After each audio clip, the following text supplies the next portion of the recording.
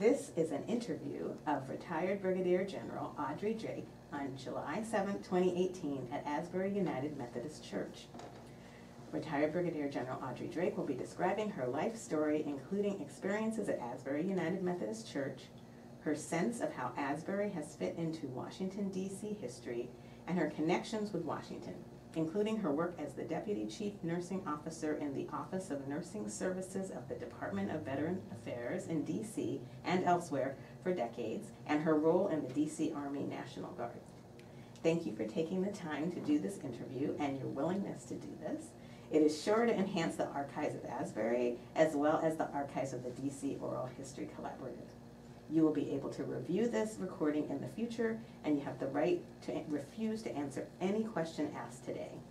Have fun with your memories. I look forward to hearing some of them. Thank you. Thank you. So please repeat your name and what city and state or area you live in. Audrey Drake, Washington, D.C. Please tell me where you were born and a bit about your earliest years there. I was born in Garland, North Carolina. My family moved for a few years to Norfolk, Virginia. But by the time I started school, we were back in North Carolina. I grew up on a farm. I am the oldest of 4 children, 2 sisters, and a brother who was the youngest. Tell me a bit about your parents, maybe what their names were and what they did. My father farmed and worked in a mill during the time it wasn't farming season. My mother was a stay-at-home mother until my brother started school. Then she worked in the local elementary school cafeteria, where she enjoyed cooking and working with the children because she was an excellent cook. What was her specialty? Her specialty was baking. She baked very good pound cake and other cakes. And she always baked at Christmas time my dad's favorite cake, which was coconut. But we were pleasantly amused that she continued to bake that coconut cake long after my father died. And what kind of farm was it? What was the farm on that land? It was a small farm with tobacco, corn, cotton, peanuts, and we had a garden. We grew almost all our vegetables. My mother would can and freeze and do things like that. Did you have any responsibilities on the farm? Well, I worked on the farm when school was out. My parents would never allow us to stay home from school to work on the farm. So I could come home after school was out in the afternoon and on Saturdays, but that was the extent of our involvement. So, did you have some favorite childhood activities in your early family life? Well, I enjoyed the time with my family and going to Sunday school. Sunday school was a favorite thing that we did. And going to school, I had some favorite classmates that we continue to be very good friends. One of my friends who lives here, she lives in Silver Spring, but not that far from me. We went all the way through high school together, through nursing school together, and we were roommates in nursing school. And now she doesn't participate in a lot of activity, but she's the coordinator for like 5 of us. She schedules us to go to lunch, to go to the movies, and do things like that. So we continue that relationship. What's her name? Her name is Jefferine Bassett. A long friend. That's always a good thing. And then I have one other one that she and I were very close. still lives back in my hometown, and she is also a nurse, and she was so helpful to me when my mother and my brother needed care. I needed any type of support. I could always count on Mary to go take care of them, so we remained very good friends. In fact, we talked last Sunday. And her name's Mary, right? Mary Brown. Wonderful. So you mentioned Sunday school. What was the church that you went to? What did it mean to you even as a child? Well, it was Smith Chapel AME Zion. It was AME Zion Methodist Church. African Methodist Episcopal Zion. Yes, and we went to Sunday school, and we always had Easter plays and things like that, Christmas pageants and stuff. So I enjoyed my childhood activities with that. So then I'd like to know a bit about your experience with schooling, starting with elementary school. Like, what schools did you go to, and what do you remember about them? What stands out about that time in school? I went to Garland Elementary School, and it was really Garland School, because elementary and high school were both there. And when I finished the 10th grade, we moved to a high school, which was named Clear Run High School. Claremont? Clear Run, yes. Clear Run? Run like R-U-N. And that's where I went through 11th and 12th grade. So everything was elementary, so to speak, all the way up to 10th. Right. Well, it was high school too, because 9th and 10th was high school. And then all the high school moved to Clear Run when they built the school that combined Garland and Harrow's, and the school was kind of centrally located. Harrow's was one of the names of the schools? Harrow was one of those cities okay, I see. in the nearby area. And was there something about the schools that stood out for you? Was it sounds like your family was dedicated to education. Dedicated to education. I like the math and the sciences. I studied very hard. I graduated valedictorian of my class. Congratulations. And the salutatorian and I are still good friends. I have these friends who, if I start to think about them and I don't contact them, they will contact me within a few days. And he's one of those friends. Wonderful, wonderful. So given the time period and the location we're talking about, I'm wondering what the situation was like with schools in particular and generally about segregation. What did you deal with? The schools were segregated for the entire time that I was there. But by the time my brother started to school, by the time he was in high school, the schools were all integrated. And actually they changed schools again. The Clear Run High School eventually closed. In fact, the first class of that school graduated in '58. The last class graduated in 1969. And so that was a segregated school? That was a segregated school, yes. And then they closed because there was a new school that was integrated? Right, that was integrated, yes. So did you realize you were part of a segregated school? Was it a concern? Was it just the way it was? Well, interesting. That's the way the schools and the churches and things were. But we grew up, our closest neighbors were white. And we interacted. One of the things that people grew with tobacco, so everybody had their day when they had to harvest tobacco once a week. And I always would work with them next door. And it was interesting. I don't know what my mother told me long after I was married nephew. She said to Harry, the gentleman next to him, said, Harry stopped by. He stopped by to talk to her about something. He said to tell you the next time you come home to please stop by. He would like to see you. So I did.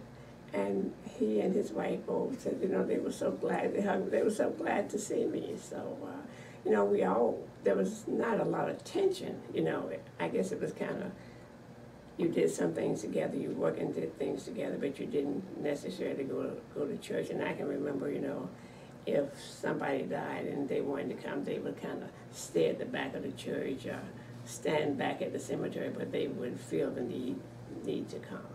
So white people would still come to the ceremony of a black person who was being funeralized, but they wouldn't intermingle. Right. Yes. Interesting. So Yes. there was sort of a respect, but also a distance, huh? Yes. Fascinating. And what were the names of your neighbors? Casuals. The Yes. casuals. Yes. Okay. And I was interested. Do you read the Upper Room? Excuse me? Do you read the Upper Room? Not regularly, but I'm familiar with it. Okay. Because it was one this week that reminded me so much of my neighborhood. Right. And actually it was from North Carolina. Uh-huh. And the title of it was Free Sweet Corn. And this gentleman was discussing going to a state fair where the person said, you buy 12 ears of corn and I give you an additional 12 if you will agree to do something nice for somebody, if you would do a nice gesture. And he said, and people just kept walking by. So he decided he would take him up on the offer. He would get by the 12 years. He said, yes, and I'll take another 12. And this was like 30 or some years ago. But he thought about how much that meant. So Ruben and I read something else together, but if it's an Upper Room that really interested, I think I would share it with Ruben and I told him that reminded me so much of my home, because when summertime you get the vegetables, it was not unusual to come home and find vegetables on your porch or by your door where people would gather and tomatoes, okra. They go cut the okra. They just cut them all, and so it was just interesting. And I said to him, I said, he gave them the gesture. If you're getting an extra 12 ears of corn, you could give somebody the other 12 ears. But he said nobody was taking this gentleman up on this. It was a very simple thing you could have done with. Right. Yes. So 2 follow-ups on that. Ruben is? My husband. Ruben Drake? Ruben Drake. Yes. Husband, how many years? This is 19. We will be married 42 years in November. Wonderful. And the Upper Room, describe what that is and what that means to you and how long you've been reading it. I can't remember how long I've been reading it. But it's a daily, and it's not it's not one religion, it's an religion. And it's a daily reading that usually starts with reading the scripture, and it's followed by a prayer and a thought for the day. And I started to send it to my members of my family, and it got so confusing with that was them. They would bill me, they would bill them, and so actually I just stopped. So I get 12 of my own, and then I mail them out to people. It must mean a lot to you. It does. Why? Well, at first I think it's one way of sharing, and it's one way that I try to get the younger people in my family who don't go to church the way they were brought up to go to church to continue to have some involvement. I'm not sure how much if they read it every day, but I send it to them.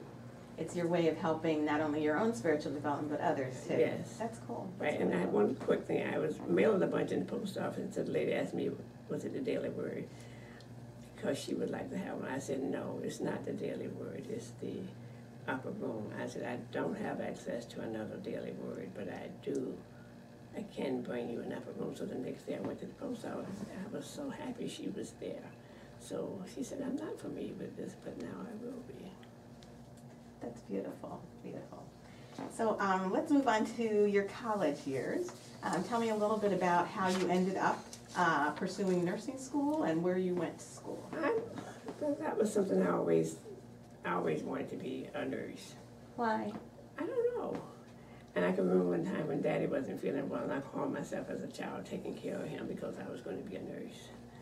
And I went to a hospital nursing school, Kate Bidding School of Nursing in Winston-Salem, North Carolina. And I don't know if you're familiar with Togo West. A lot of people knew Togo West in this area, but he was born in that hospital. So he was at one time Secretary of the Army, Secretary of the VA. But people here Gene Parks, his husband, knew him very well, and some other people. Well, he always said to me, we have a connection because I was born in the hospital where you went to school. So. And the name of that hospital is? Kate Bitting, Bitting. And it was a 3-year school. I finished and took the state boards, and thank God I passed everything the first time. And I always said if I'd taken psych, I would have failed everything else, but that was my second highest mark. Psychology is important if you're going to pursue nursing. Yes.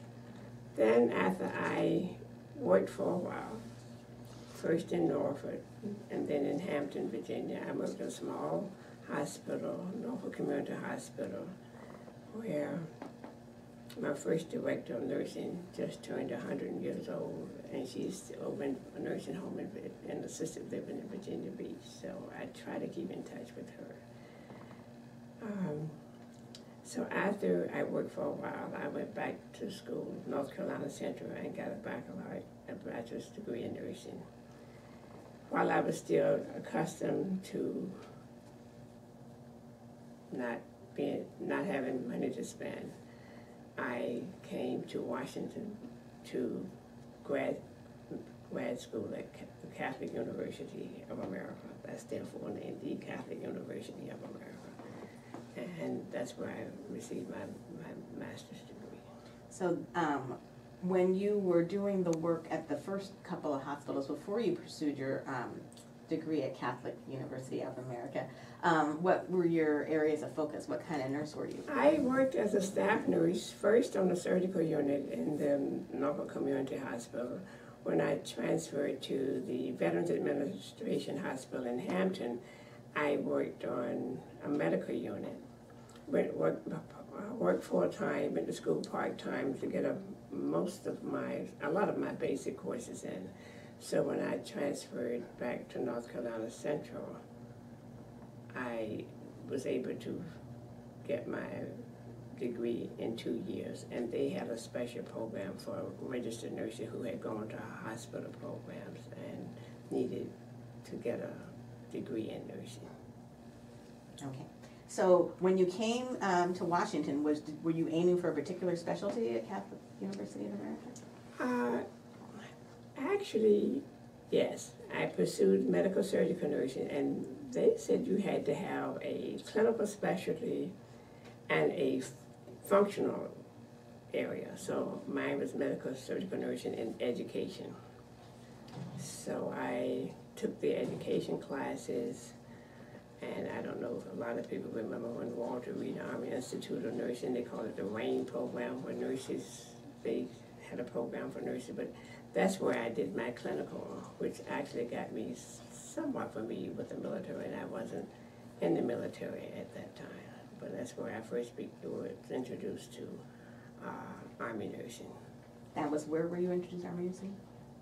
Which location was it that you were introduced to that? Walter Reed Army Institute of Nursing, and their school, their academic program was at University of Maryland, but their clinical program was at Walter Reed when it was up on Georgia Avenue. And so you were doing that at the same time that you were studying at Catholic? yes, that was part of the studies at Catholic University. You had to do those two things. Yeah. I see, but it wasn't all in one location. It was in several different places. Right. Mm-hmm, mm-hmm. So this was in the early 70s? Yes, I actually I received my degree from Catholic University in May of 1972. Okay, so this was the first time you'd come to Washington, I believe. Other than for visit. So where did you live? What do you remember about Washington at that time?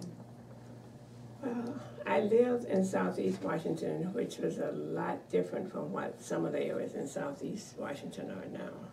I shared an apartment with a friend. I remember at first Washington seemed so large and overwhelming to me. I thought one day I stayed on Constitution Avenue forever looking for something, and I avoided Constitution Avenue for a long time after that. Why? It was too big? I just felt if you get on there, you're never going to get off again. But I found it's interesting. I had two landmarks once I started. One was the shrine over by Catholic University. The other one was the cathedral. if I was in one part of the city and could see the cathedral, I could make my way. And if I was over northwest side and could see the, well, northeast was where I could see the shrine, but the cathedral, that could always get me back to where I was trying to go. This is a big change from Garland. Huh? It certainly was, yes, because we didn't have one stoplight. Yes. So you mentioned that this was different from Southeast now. What do you mean? How would you describe what it was like then? Actually, I felt safe living there, and I lived on Savannah Terrace. And now when I hear things in the news on Savannah Terrace, I cannot believe some of the, some of the crime things that are going on there now. So did people know each other? Neighbors knew neighbors like you sort of back home, or was it different when you were there in the 70s? You knew the people right in your apartment building, but you didn't know. I didn't know a lot of other neighbors because my main goal was school, so I spent most of my time at school. Okay. And was it unusual for African Americans in general, or African American women in particular, to attend Catholic at the time you were there? There were like 3 of us in the nursing program. One was in class with me, and the other person was ahead of us. But I think she was only going part-time and we were going full-time. Yes, it was unusual, and it was unusual because I know Doris was Catholic, but Gwen Webster and I were not Catholic. But there was a grant at that time, a federal grant for people who wanted to study in certain areas of nursing. And I think that was one of the things that helped. They had this grant. They were participating in this grant program, so they were pretty obligated to take some of the students. But I got on very well with the students, instructors. I actually liked my time at Catholic University. So how large was it? There were just a few African American women, you're saying, at that point in that program. How large was the program? How many people were in it? Well, they had several programs, so I think they were like 20 of us in our division. It was in the med-surg program, and I'm not sure about the others, but it was a large. They had a large school at that time, and I'm sure there were some other people in other schools at Catholic University because somebody who actually Leroy Johnson was also a graduate. Another Asbury member. Right, was a graduate of Catholic University. Okay, interesting.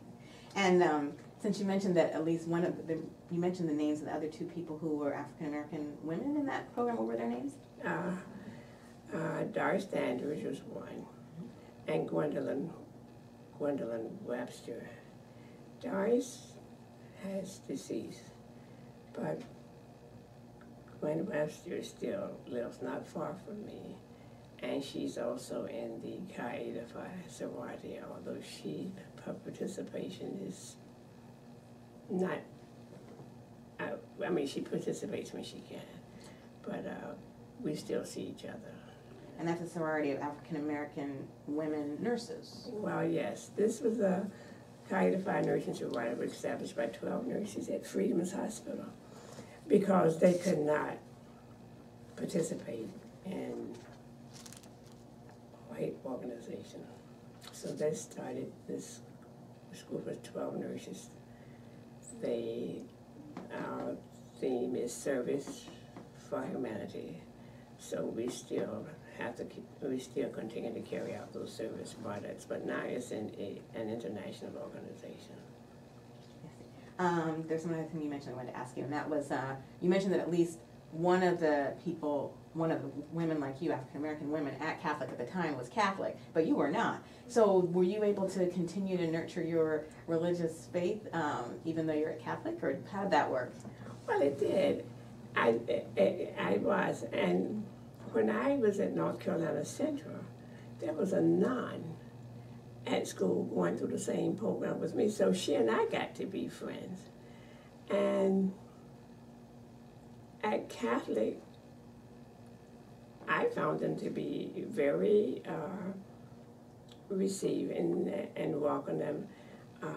We would walk up to the shrine for lunch, And some days there would be special mass or things going on, and sometimes they would invite you if you want to go up to mass if they were going to certain mass. And I had this kind of an interest in, since I was working at the VA in the central office position, a group of us were traveling, and another friend and I would always look for a Protestant church. Joanne was Baptist and I was Methodist, but we would agree to go to church together. Well, one day I was looking for a church, and the Catholics sent me word, tell Audrey she can come to church with us. It was like they weren't going to let everybody come with them, but they would let me come with them. So you were special. Well, again, they were welcoming, yes. There were a group of Catholics that were going to church, so they said, you can come to church, or you can come. But by that time, Joanne and I had already established where we were going to go the next day, so I thanked them. And went ahead to the Protestant service. With Joanne, yes. Another time I did go, we were down in Charlotte the same for another meeting, and we were on a close time frame, so I just went to Mass with my Catholic friends that day. Was that unusual for you to go? It was unusual, but I did. Mm-hmm. One of my friends, and she has been to Asbury lots of times. She's Catholic, but when she comes to Washington and comes to visit, she'll come to church with me. So a little bit of each way, yes. Appreciating each other's faith. Right. Cool, that's cool.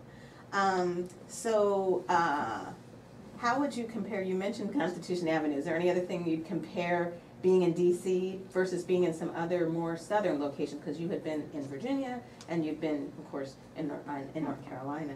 How was D.C. different? Well, it's kind of hard. I guess it was the number of people and the number of things that were available to do. Although I didn't participate in a lot of them while I was in school. But once I was out of school and lived here for a while, there were lots of things to do, a lot of history here, lots of museums and things to go. And I had a friend that would come, and she'd always have a list of things to do, and we'd go out and see things together. So I kind of need her to come back so I can get out and do some of those things. So. They always say that when you live here, you don't take as much advantage of things. Right, yes. Okay, so how did your life progress after you left grad school and graduated from Catholic University of America? Well, I worked in Washington at the VA Medical Center for a short time, I guess about a year. And then I applied for and was accepted in one of their trainee programs, since my background was education. And I went down to Atlanta for that traineeship, which lasted 6 months. And it had a long title, the Associate Director for Nursing Education. Actually, you were in charge of all the education programs in the hospital, and that was a position that was kind of unique to the VA because you're in charge of in-services, your relationships with schools and nurses when they brought students over for their clinical experiences, working with new people,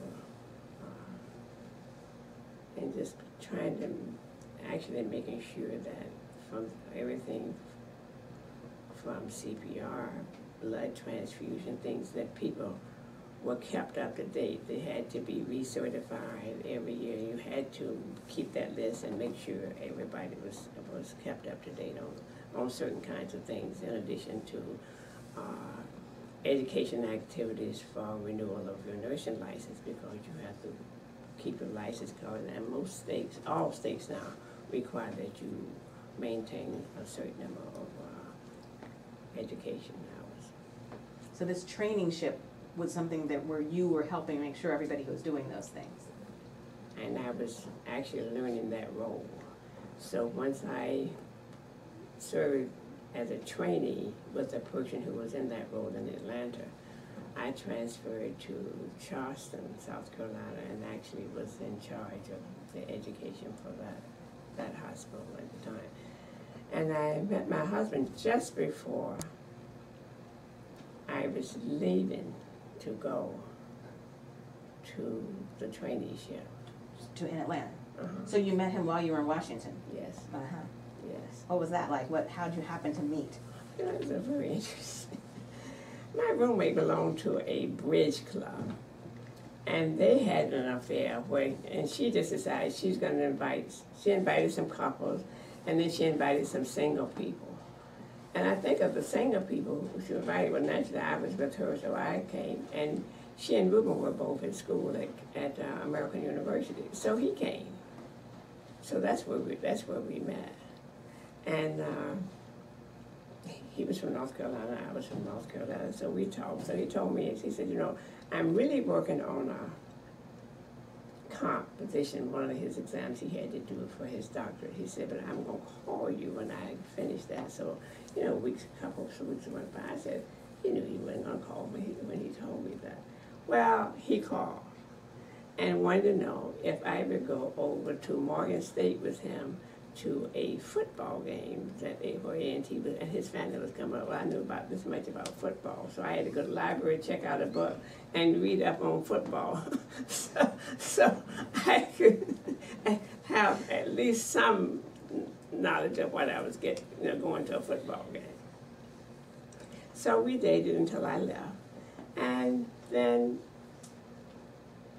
we continued to date. I'd come to Washington for different things, and he'd come to North Carolina. Sometimes, if I was home, he'd come. So it was kind of a long distance dating until after he finished his doctorate. So what was he studying? What was his focus? He was studying math. Ruben actually has a PhD in math. And so you dated for a while, and then did you get married before you came back to D.C.? I did. We got married in my hometown in November of 1976. And I went back to Charleston until the end of the year, and came back up here over the New Year's weekend and started back to work at the VA hospital here. In 1977. It was 1977. And so then maybe we should move to Asbury for a bit, and then we'll go back to your career. So how did it end up that you came to become connected with Asbury United Methodist Church? What year was that? Well, Reuben, when he came here to go to school, his pastor in North Carolina had told him to find Frank Williams. So that's how Reuben started to come to church. So when I got married, you know, I naturally started to come to church with Reuben. So that's how I became a member of Asbury. So he was already a member of Asbury? No, he was attending. He did. We joined together in 1977. I see. Okay. And so Frank Williams was the pastor at that time? He was. Mm-hmm. Tell me a bit about him. What you remember about him most? Well, I remember him being a very caring person who gave outstanding sermons of, you know, who focused on, you know, your life as a Christian and your relationship with God. He was a shepherd of the flock. He was an administrator. He was responsible for the G1 disbarter.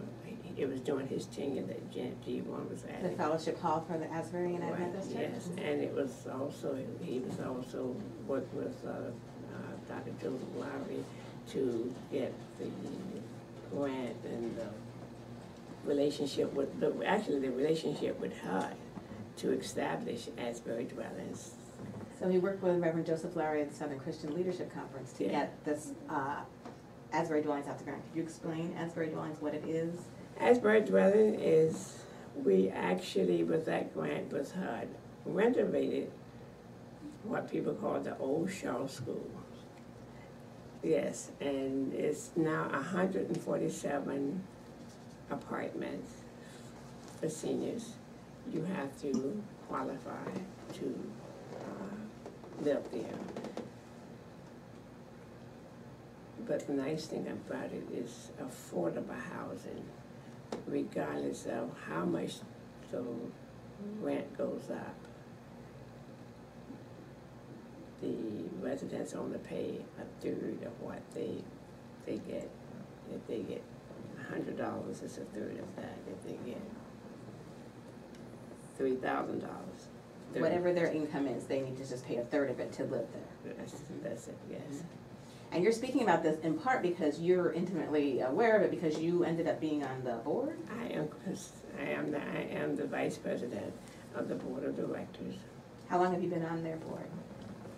Oh, let's see, I guess about 20 years now. So not right at the beginning when Frank Williams was involved with No. getting it going, but then later on. Yeah, but some of those same members were still there. Mm-hmm. So there are a number of other Asbury members involved? Now? Mm-hmm. Or Yeah. even when you started, Oh, over yes. the course of the time Yes, you were there? when I started, Minnie Nero was the president. Mr. Tinsley was the vice president. Who was that? Mr. Tinsley. Hensley, mm-hmm. I'm blocking his first name now. Albert? Frank? Frank, yeah. Frank. Mm-hmm. Mm-hmm. Margaret Stewart, bless her. She was an at-large member and so dedicated and so much help. She knew this community so well. She was just a very valuable person. And when she got so she couldn't drive, she'd have her office staff to drop her off as long as she was going to the office because I would take her home. Then when she wasn't going to the office, she would call me every time to see if I was going to that board meeting. And I would go from downtown back, pick Mrs. Stewart up, and drive her down. And we had some of the most delightful conversations as we drove through Washington. She'd tell me about things that took place. And this is Miss Stewart of Stewart Funeral Stewart Home. Funeral Home, yes, yes. And were there only Asburyans on the board, or did that expand at some point, or how did that work? Well, that expanded since I became a member. We had an incident that we were advised by legal people to not be as Asbury people can be on the board, but we used to have it so that church members, if you were like the chairperson of the trustee board and finance committee, you were automatically a member of that board. People still have that ad hoc kind of relationship, and you can come if you want to, but you don't have that same kind of voting because we were about to get into a legal dispute, and someone said the way that was set out, both the church and the Asbury Dwellings would have been liable. And we were bonded with all kinds of insurances and things to save us, but we weren't so sure that the church had that same kind of protection. But we still relate very well to the church. The pastor is like an ad hoc member, so she gets minutes, she gets conference call, notices and meetings and conference calls, so when she wants to come and dial in, she can do that. But the board of Asbury Dwellings now includes people who are not just members of Asbury, Right, or yes. connected with a particular committee of Right, Asbury. yes, I see, it's yes. broadened. It's broadened, yes. So in the time that you've been on it, and you're still on it now, right? Yes. What would you say are some of the major accomplishments that Well, Asbury Dwellings has? we actually completely renovated all new appliances. We did a complete renovation back in 2010. Since then, there was, we weren't sure where the damage came from. It may have come from this earthquake, but there was some ceiling damages. So we just completed completely doing the ceilings, and the work was to the extent that we had to have what we call hospitality units because the residents couldn't stay in their units while the work was being done. So we had, I think it was like 10 of those units that we could move people out. And then when their apartment was done, they could go back. There was room at Asbury Dwellings for additional 10 units where people could No, stay? we just vacated them. Oh, See, when people left? When people left, we just vacated them. I see. Mm-hmm. And interesting, we had one person, I don't remember if it was in an efficiency, and was moved to a one bedroom, yes, but anyway, he finished his whole place out and he didn't want to go back to his efficiency. So So we had to make arrangements for him to stay in a one bedroom. Once you experience a better life, you want to stick with it, right? Yes. So what about some of the other key areas of involvement? I believe there were some other particular parts of Asbury you've been instrumental in. Yes. In addition to Asbury Dwellings, the unique thing about Asbury Dwellings, and I'll just say a couple more things, you have to stay on top of everything that goes on down there. So the executive committee has a conference called every Tuesday morning at 7:30. And that's like rarely the person from the Edgewood management who kind of leads is the management area was on vacation this week, so we did not have a call this past week, but we already have an agenda for the call for Tuesday morning. And one of it is that we do what we call a comparable rent study to raise the rent, and we can actually raise the rent by 140% if HUD agrees with us. But then again, HUD would have to pay the difference. They would have to pay the third, anything over and above the third, which would, most of it would be, HUD would be responsible for giving that to us in a grant, which they do. As I think about the location of Asbury Dwellings, there is a lot going on there. Gentrification is the right word? Yes, and gentrification, and people want that building in the worst kind of ways. I don't get as many as Herman Thompson, who is the president, but there are constantly people wanting to buy that building. And you know what would happen to it once they did that? What would happen?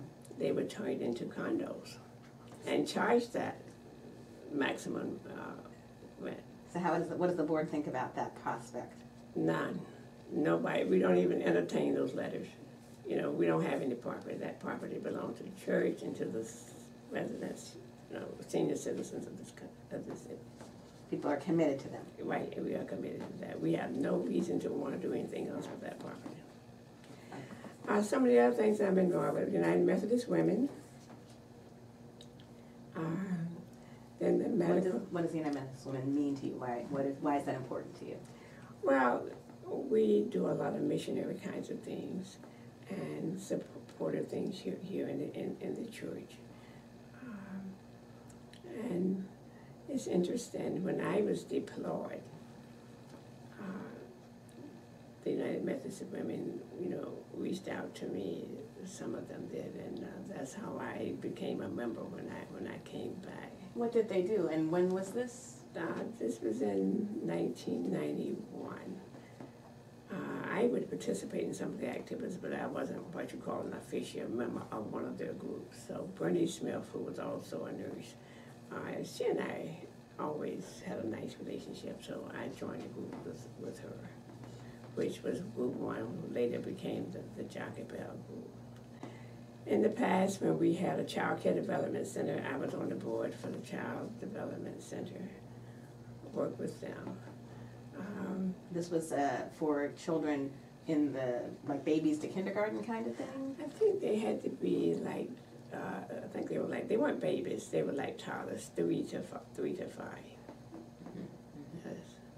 Okay. And the health, we used to have what they call the Health and Welfare Committee. We did health fairs and things like that, working with the physicians here, Dr. Callender, Dr. Williams. Dr. Williams first? Clyde Callender and? What was Dr. Williams' first name? I'll get it for you, because he didn't live that far from me. So the church worked with these doctors in some way? Well, the doctors would work with them to bring health fairs. We used to have large health fairs here, and some of the other health programs. And actually, the Mobile Medical Outreach Committee, it was MOM, Mobile Medical Outreach Mission. And we worked with the Neighbor to Neighbor breakfast group. Unity Healthcare has a mobile van, and they come over on the fourth Sunday morning. Dr. calendar works with us, and he takes the lead in this, having a medical moment. And there's a topic selected for each fourth Sunday morning. And some of the times they have people who can stay and ask questions. They're always welcome to go out to see the staff on the mobile van. If they can't take care of what their needs are, they can refer them to a Unity clinic out in the community, so that helps them get some attention to their health needs. Do you ever do the medical moment and speak to them? Or? I haven't. Mm-hmm. Okay, Dr. Calendar tends to do that. Well, he usually gets somebody else to do it. I see. Yes. Okay. But we usually come up with the topics. We have to select the topics and what needs to be done. So you might help decide what topic should right. be. And he coordinates writing the health moment for the Asbury, the bulletin. Mm-hmm. And I told him, give me a hurry. We need to do something on adult immunizations, because a lot of people are not aware of things that you need to continue, immunization that you still need to get once you are adults. So that hasn't happened yet, but you want to see that one. Right. And so he does the writing of that, or do you do some of the writing? He mostly does the writing of that. But you help decide what should be in the medical moment for the neighbor-to-neighbor breakfast and what should be in the written bulletin. Some of the topics for the bulletins, Mm-hmm. yeah. So you've really been able to combine your expertise in health and medicine with your church. Yes. I take it that means a lot to you? It does. Mm-hmm. Yes. Why? What is it? Why is it important to combine the two? Well, I think reaching out, being aware. I sometimes think African Americans don't always get the information that they need.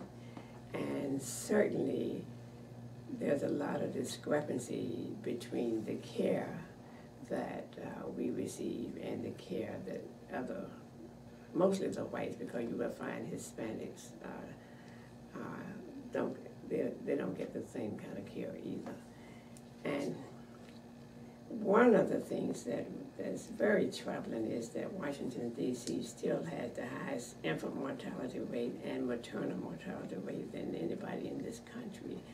So as a member with the Black nurses, that's one of the things that we have been trying to address. There is a hearing actually on Wednesday morning, and I'm not going to make it down there because of something else I'm committed to, but there are some Black nurses going down to that hearing about access to care for newborns and new mothers. So it is just so sad right here in the nation's capital. And part of the problem was the hospital over in Southeast closed. St. Elizabeth's? I'm not going to name it. Is it not St. Elizabeth's? No, that's not saying, I think it's a division of Unity, but anyway, they closed their maternal unit. Then, of all people, Providence Hospital closed theirs. So neither one of them are providing it. And I was really, I'm not connected with Providence other than to go to meetings. Our nursing sorority meets over there. But I was just surprised that they did. So that left, Washington Hospital Center, Howard University, and those are not the ones where we are located, where we are going to get works. So that's a really need that we're still trying to do something about. Okay. Are there other contributions you made to Asbury that we didn't touch on that mean a lot to you? Let's see.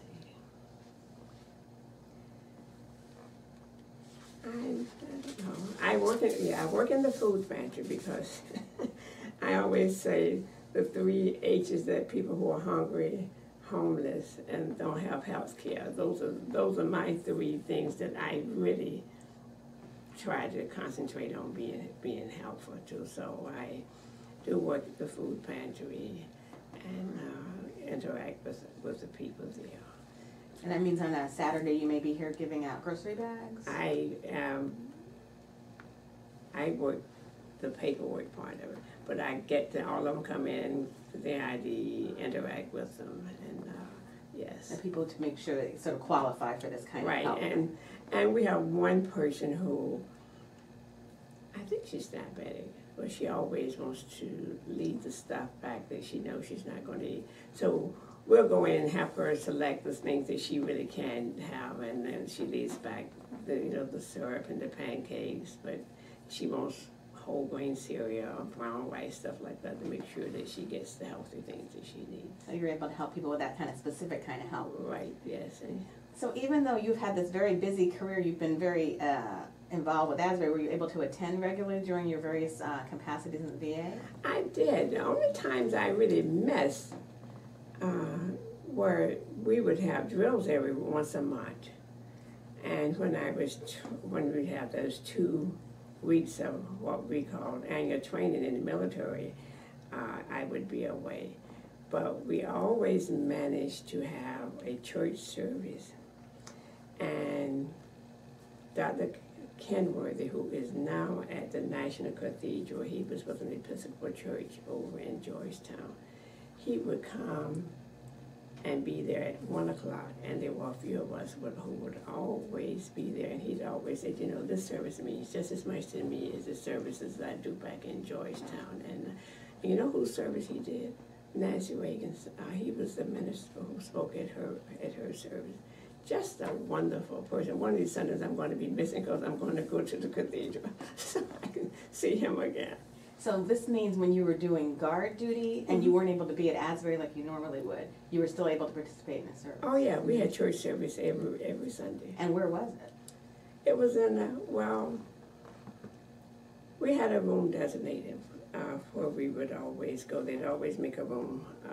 We didn't have a chapel per se, but we did have a room designated where, we could set it up with some candles and everything for church service. Was this in the armory or somewhere This else? was in the armory, yes. DC Armory? Yes, yes.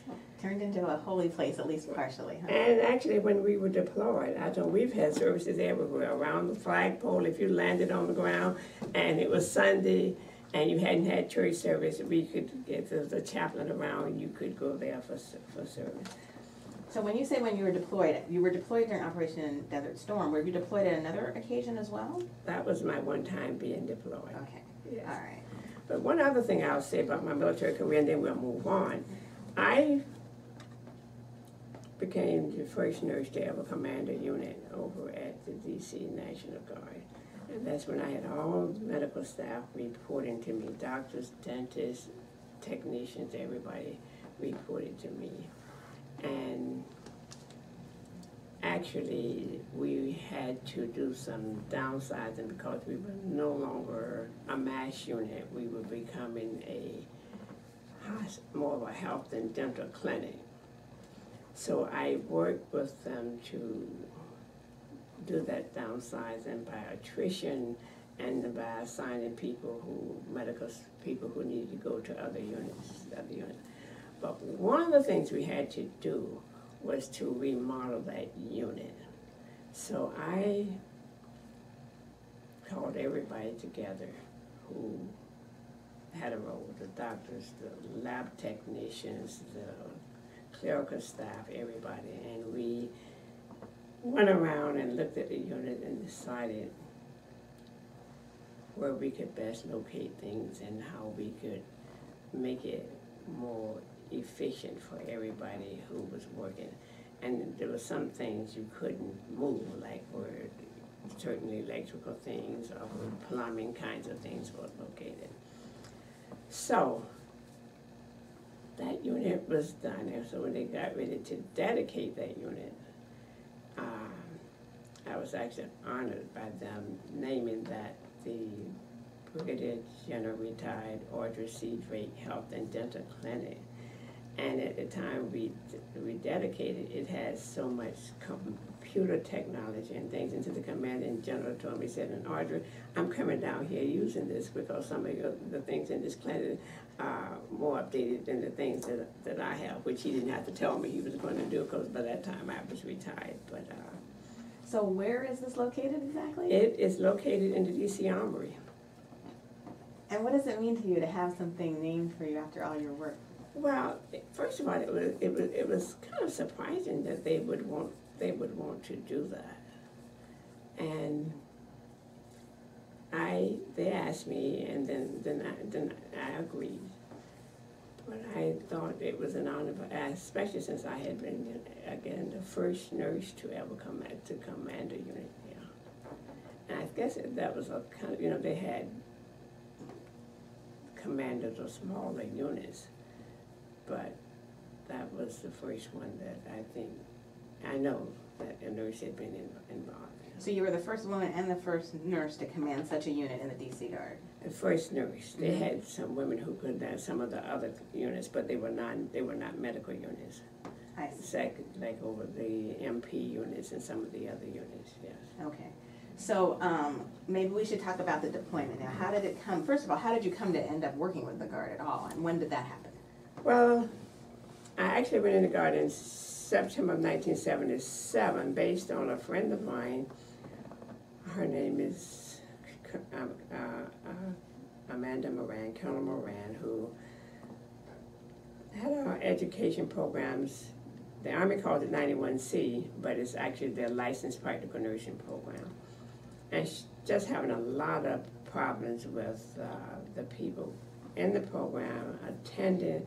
And I'd always say, they'd be out working on cars and stuff. This minute go right back with their same clothes in hands and things, try to go to school. The next minute, so we had to change that culture that you had to be committed to that program.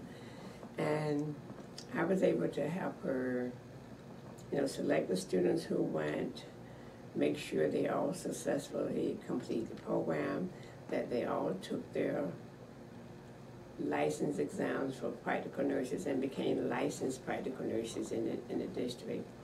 And when we were deployed to Desert Storm, we were, I think, the only unit where all of the practical nurses were actually licensed.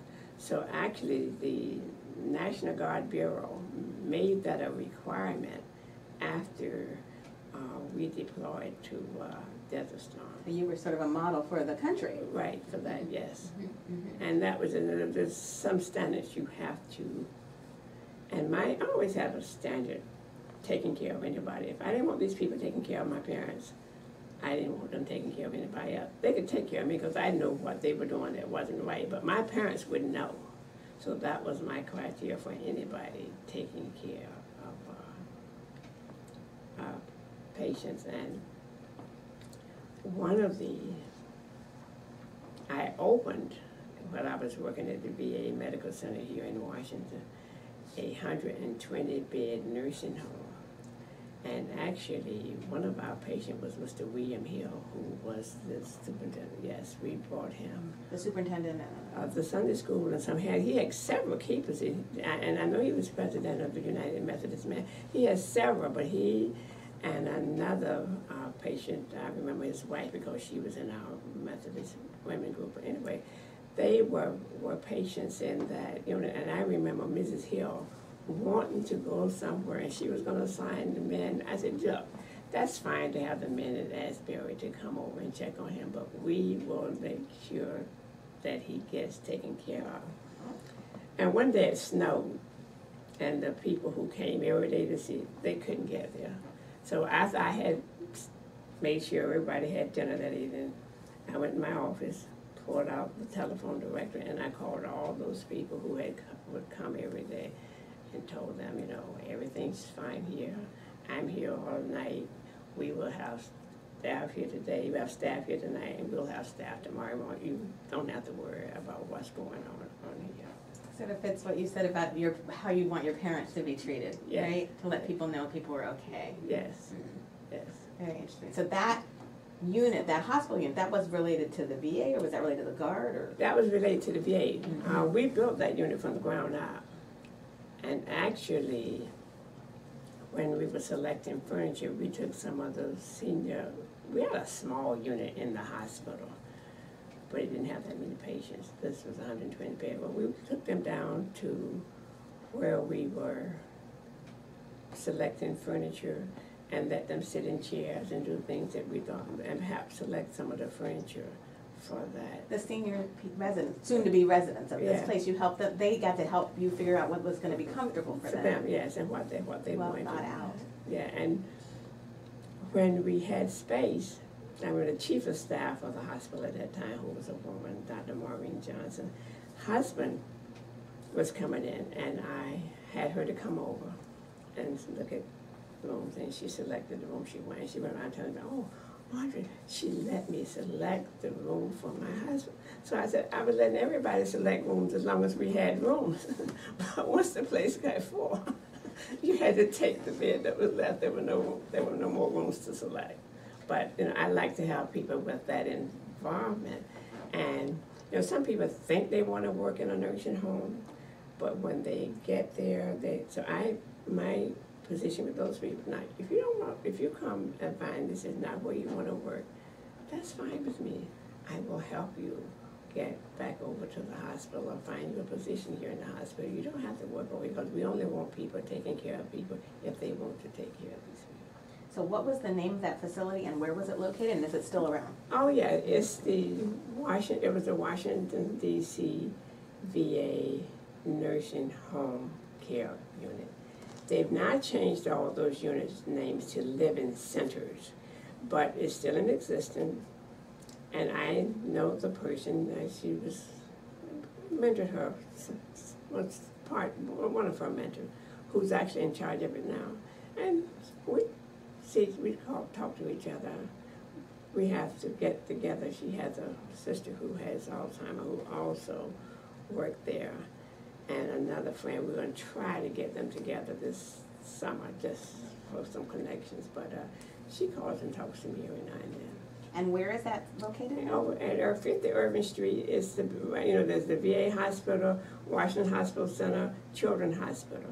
And it's actually, you can't get to it from North Capitol Street, but it's the building that's right, if you're going, traveling south, coming into Washington on North Capitol Street, passing the VA, the tall building at the end, that's the VA nursing home. So they're all in that same region of Washington? Right. Yeah. Mm-hmm. So you have a connection to all of those places as well. I do, yeah. Yes. So you were talking about how this person you knew helped you get into the Guard because they needed help with the licensed practical nurses. Right. So can you explain how these two things mesh, the VA and the Guard, since the 70s for you? Well, actually, the VA was very welcoming to people who served in any reserve units because they took care of veterans. So you could apply for your 2 weeks off to go to annual training, and you still got paid. They had up to, I forget how many days, or it was like up to 30 days or something, military leave you could take each year. They would arrange for you to have your weekends off. You just had to request the weekends off that you need to go to drill. And I was off every weekend, that wasn't an issue for me. But for people who had to work weekends, then they had to request, and we would give them their time off too. So you were working at the VA most of the time, All the time, but then you did Guard some weekends and 2 Right, weeks a yes, year? Is yes. that sort of what it was? Yes, because sometimes I would work especially the Guard would connect you. I'd have to work 5 days at VA, 2 days for another 5 days, and sometimes another 2 days if they did back-to-back weekends for you. So you could work 18 or 19 days without a day off. And you did that through the 70s, 80s? So I started in 77, and I did it right through 2003. I retired December 1st of 2003. Now, we didn't have to work those stretches, but you always had to work like a 12-day stretch when you had jail, because you worked your 5 days, you went to jail for 2 days, and then you worked another 5 days before you had a day off. And so 5 days was at the VA, 2 days was drilling with the Guard, and then 5 more days at the VA before you could have a weekend, a real weekend. Yes. Your own weekend. Yes. Okay, so then how did you move from that to ending up being deployed? How did that come about to Desert Storm in the 90s? Well, Actually, I was functioning in another position, and the unit got called. We were off at a convention. This is a VA convention. VA was part of it. It was all the military, they called it Association of Military Surgeons, but AMSIS is what we called it. But all the military units, the VA, and Public Health Service, all of them were part of this group. Well, while we were there, they called and said that the 115th MASH was going to be deployed. Well, I was supposed to lead this convention and go home and pick my mother up and come back to Washington for Thanksgiving. So, woman calls. So he said, Audrey, where are you? I said, I'm standing in my mother's house. What are you thinking? Why are you asking me a question like that? I didn't tell you. I said, what? They called. They want you to come back because they want you to go.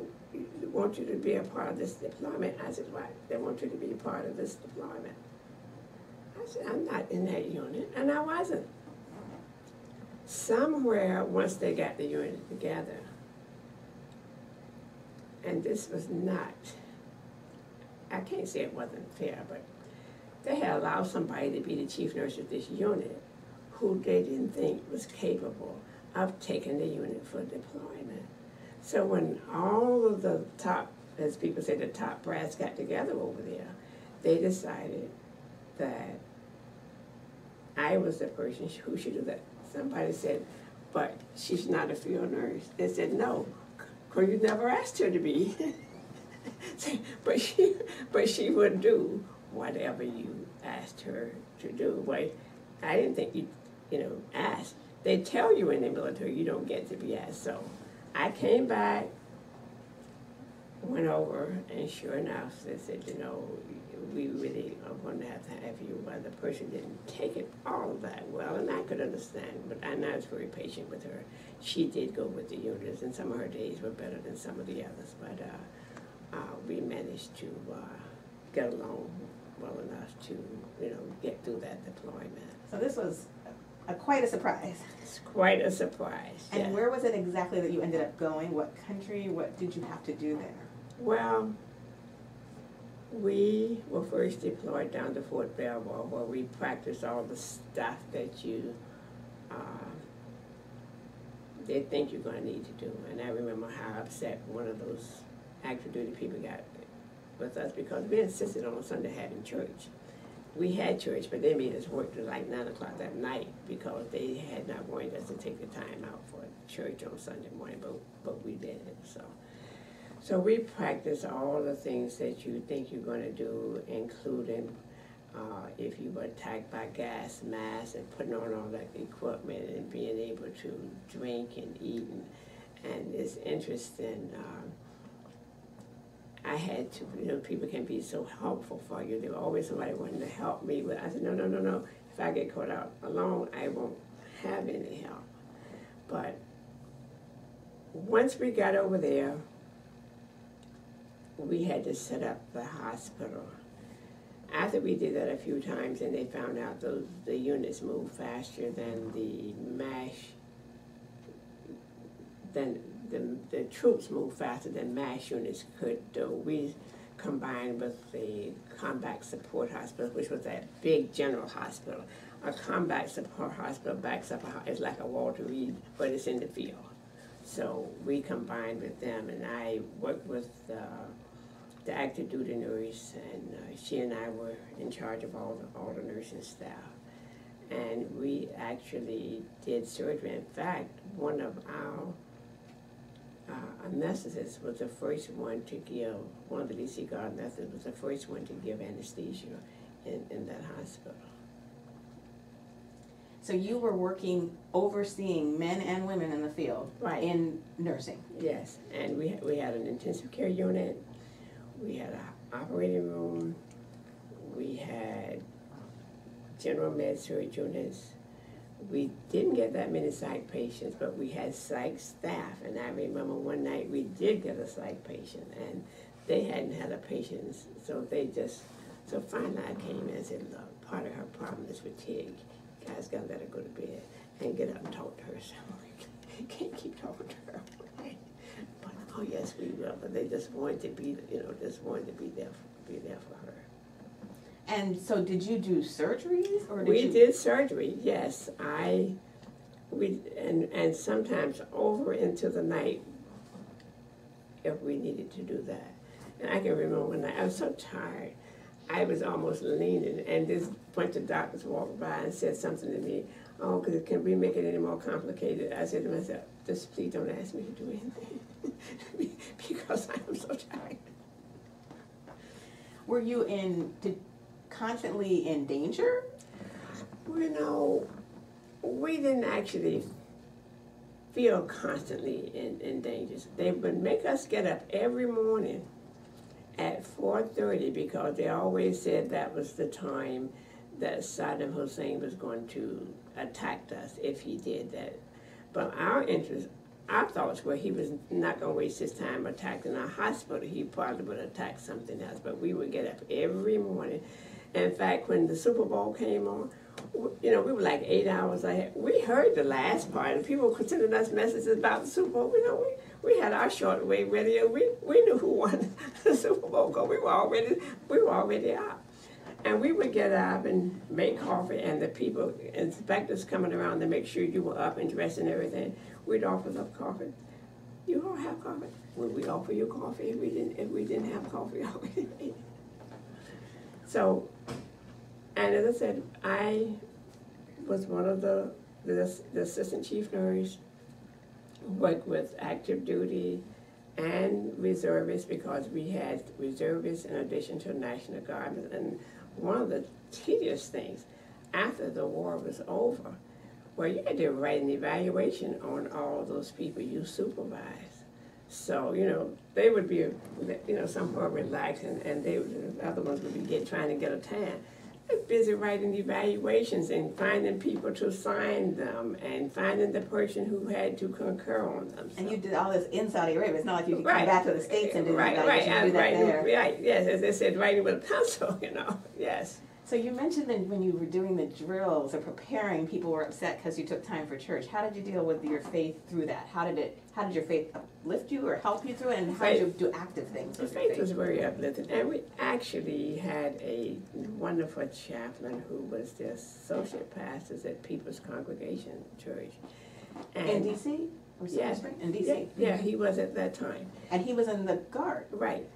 And he was a lieutenant, and some of the senior officers of the other race would kind of not, look down on him and wouldn't.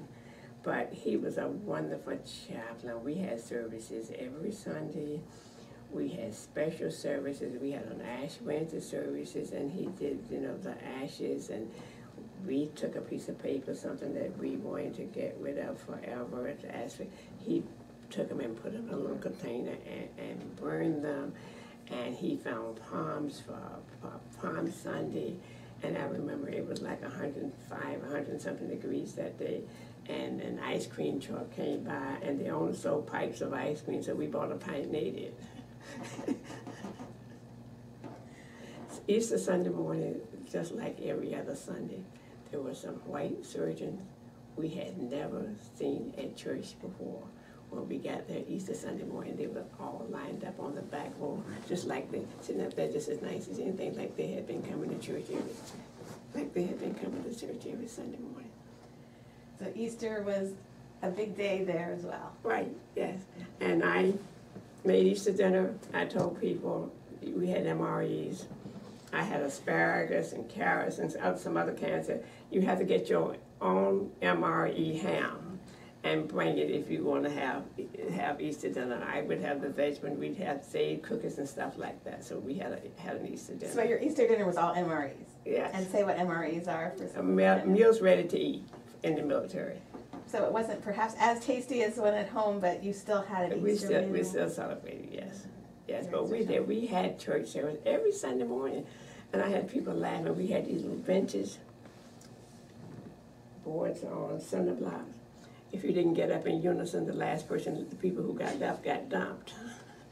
So That's where you were sitting in service. That's where we were sitting in church. So we was like, okay, is everybody ready? I told people don't bother me. You know, Asbury look at me and they say, oh, you go to Asbury. I said, yes, but I have been churches of all kinds of churches. I said, they say, where 2 or 3 are gathered around a flagpole, sitting on wooden benches, it doesn't matter if it's what you're there for, so to worship, and that's what we did. Why was it important for you to worship in the midst of all of that? Well, I think, it was part of my support and strength. You know, this is said, I can do all things through him who strengthens me. That was one of the Bible verses that I remembered that helped me through that. And one of those who wait on the Lord shall renew those strength. So we were out there waiting somewhere. You just waited because, military is good at that, making you get up, hurry up, and go somewhere, and then you just sat. And you mentioned that the United Methodist Women of Asbury were supportive of you. What did they do? They wrote to me, kept me in their, keeping me in their prayers. And then there was another friend, 2 of them, who sent me something. I don't recall now what it was. And I had to figure out, who did this come from? And I did. And these were, one was Wyndon Ranger, who no longer comes to church. His wife was over at St. Mary's Episcopal Church, so that's where he ended up. But he used to come, at that time he was coming every Sunday. And my friend Audrey Cardwell, we got to be very good friends. And she would always come on the first Sunday until we started the one service. And I'm in contact with her constantly, but her mother is not well. So I'm not sure that it's not because of the one service, whether it's because of her mother. Because we then went back to 2 services. Right, Mm-hmm. yeah. Mm-hmm. And because I know sometimes that was something Mrs. Stewart told me. The reason she became an 8:30 person, 8 o'clock person, because when her husband had a stroke, she could come to church, get back home, get it in time to get his breakfast, and get up and spend the rest of the day with him. So people choose for different reasons. I started going to 8:30 school church services when I was at Catholic University because I get up, go to church at 8:30 in the morning, the library opened at 1. I spend Sunday afternoon in the library. So you've been 8:30 service for a long, very long time. Yes, yes. But the people at Asbury were reaching out to you even when you were very far away. Yes. And when you came back, did they do anything when you came back?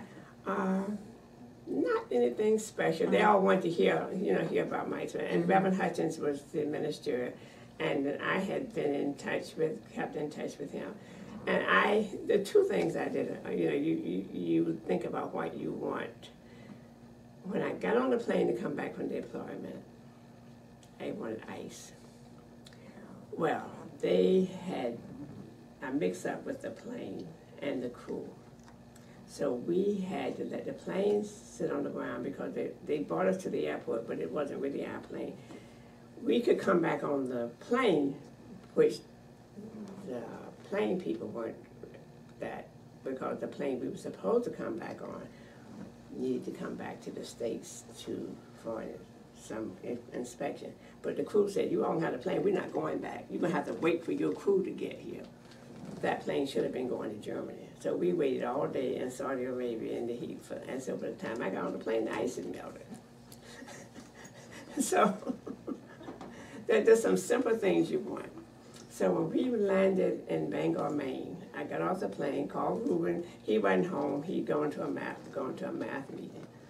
I wanted my hair done. I called my beautician, and she said, what time are you going to get here? I said, I don't know. She said, don't worry about it. I'll stay here until you get here. So by the time I got home that night, I guess it was night. And I really wanted to call Reverend Hudson to tell him I was home. But I said, no, he'll just see me in church. So when I got to church, he said, oh, Audrey, you're home. Did the congregation cheer? Yeah. I think they must have been very happy to have you back. Yes. They must have been quite worried about you. Even though they were people of faith, they must have been like, yes. glad to have you back. I bet you, what was it like to be in that pew again at 8:30 after all of that? Yes, yes. It was special for you to be back. It was very special for me to get back. And I kept thinking, when I was going up the steps. I said, I hope I can find something to wear tomorrow that I don't have to bother with, you know, because I'd been gone since November. And you were wearing uniform. And then it was November, and it was, see, the whole season had changed. We were out of winter into spring because it was the end of April. So, but I did, so I didn't have to worry about it. I found a dress. I said, this is fine. I can wear this, and I'm not going to, you know, so.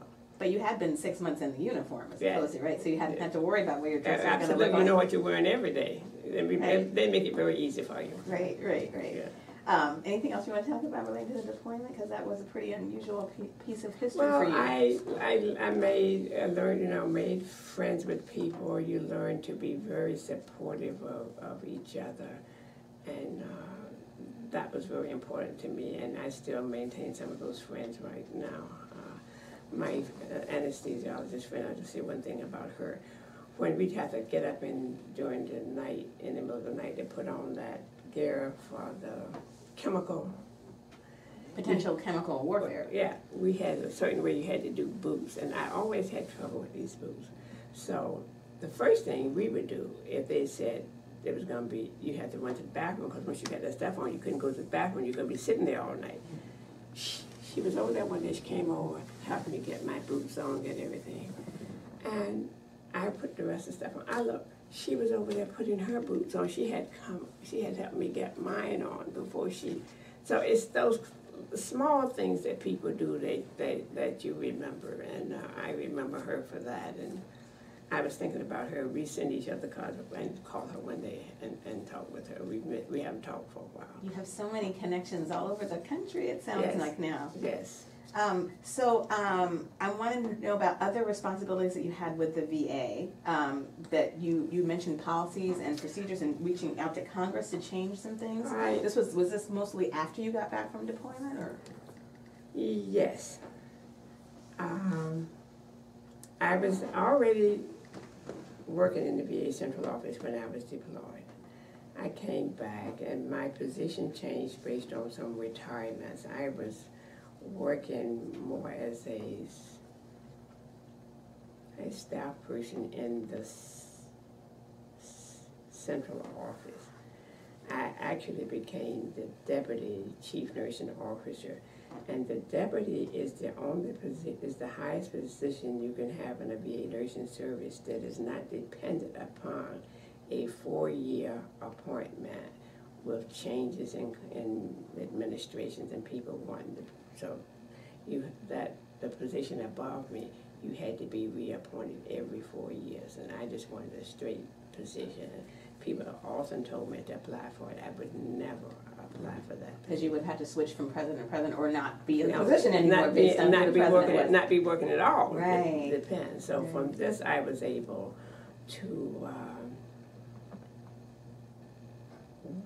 I had responsibilities for policies that impacted nurses throughout the country, working with other people to establish those policies.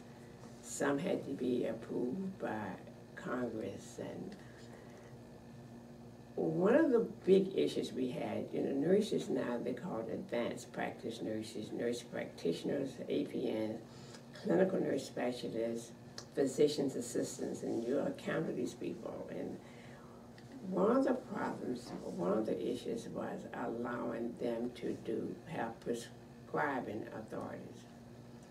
So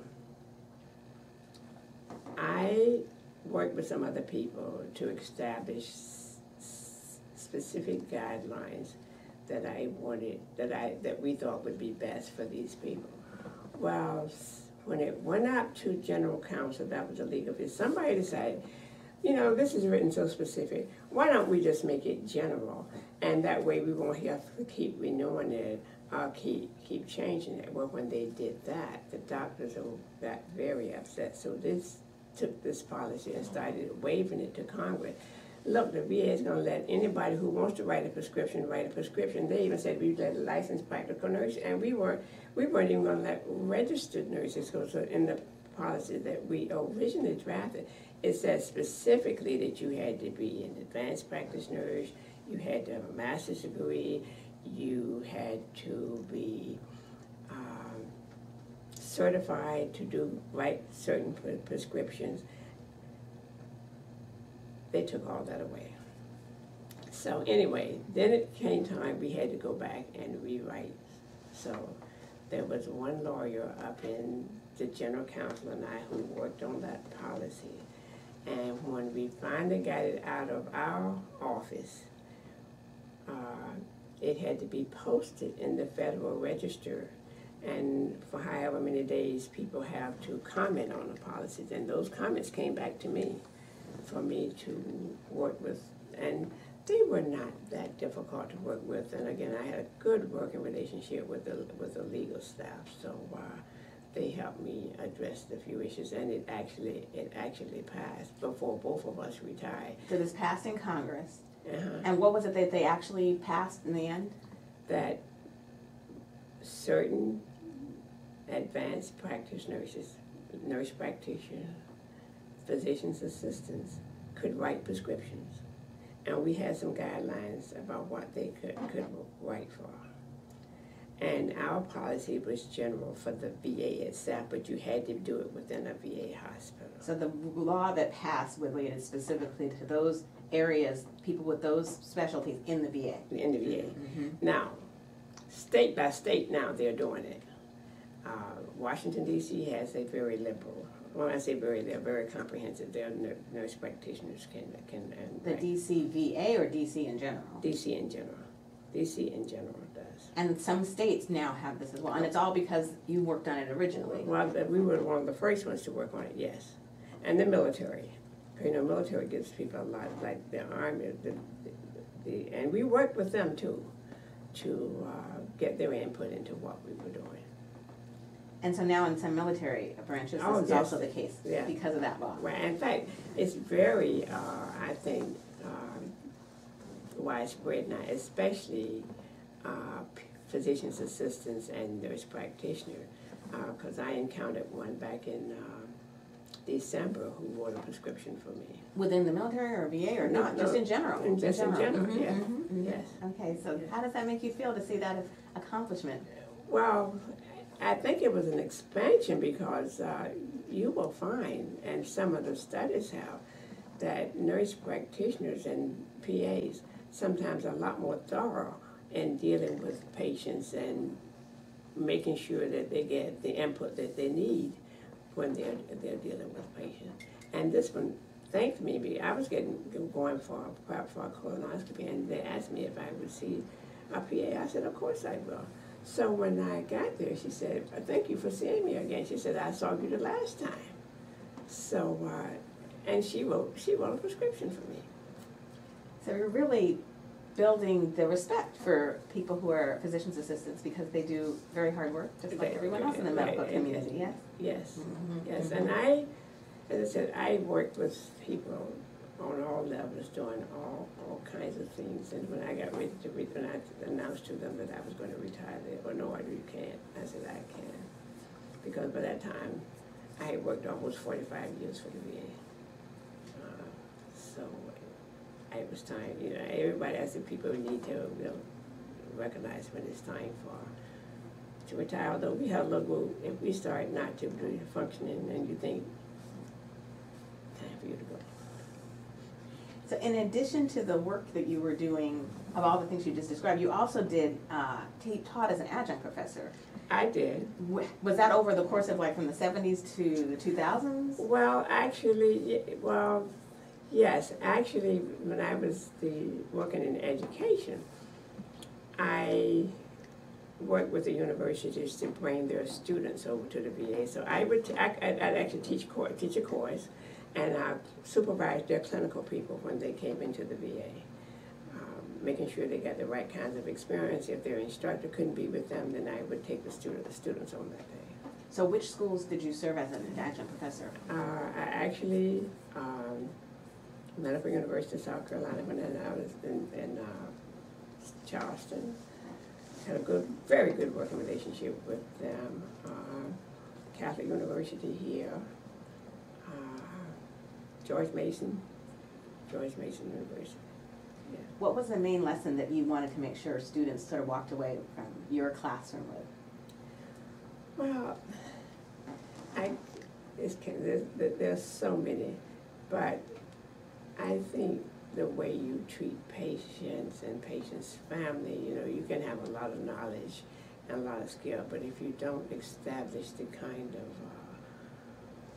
rapport with the patients and the family so you build that trust, then you're not going to be as effective as you would like to be.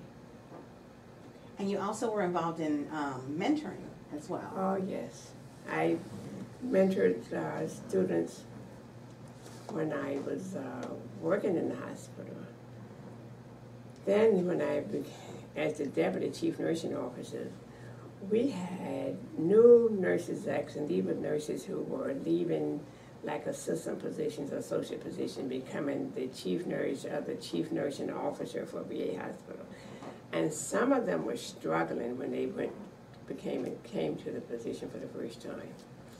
So we actually had another organization for the VA to do a survey of all the people who had been appointed to new positions in the past 2 years to see what they thought would have been helpful to them and what would they like us to do. And based on that, we established a mentoring program for all of the new nurses that's coming into VA hospital. We would bring them all together. First they had to submit their bio and everything, and then we'd have people who were willing to be mentors to submit criteria too. So then we would match the mentors with the person needed to be mentored, and I supervised that. And the first thing we would do was have them all meet and get to know each other. Then they had to set up a schedule with the kinds of activities that they needed help with, and we kind of supervised that. And then we would try to get them together again. Sometime it would be at another meeting, like if we were having a chief nurses meeting, or social with a group of nurses execs that, not only VA, of all the nurses execs, that we could get groups together when we were attending those meetings so that they could maintain that mentorship. So, yes. So it was interesting. After we did it, the physicians decided they needed to do it for the chief of staff. So the person who was assigned to do that called me one day, Audrey. I said, yes. I was told to set up this meeting for the mentoring program from chief of staff, and someone told me that you had one already established, so that's why I'm calling you.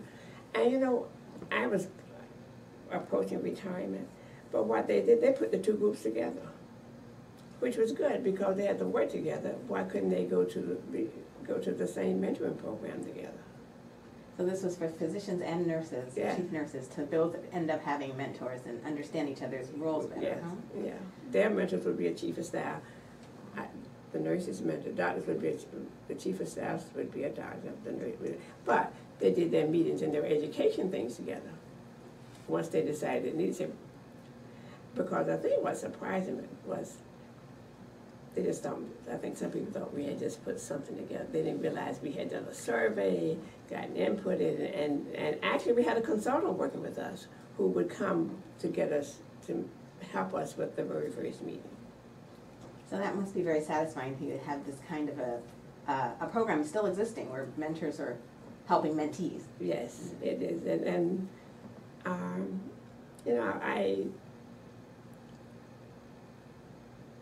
I look back on it, and as I said, I still have a good relationship with a lot of these people. But the fact that I was able to help people be more successful is